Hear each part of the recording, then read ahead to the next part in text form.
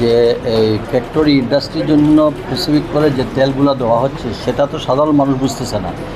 আর আমাদের তো অকটেন আর পেট্রোল তো দেওয়া হচ্ছে না, দেওয়া হচ্ছে ডিজেল।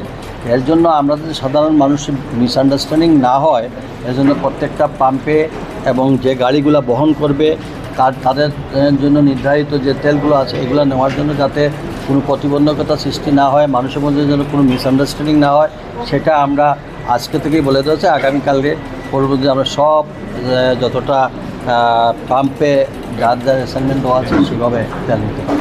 আমার মনে হয় এটা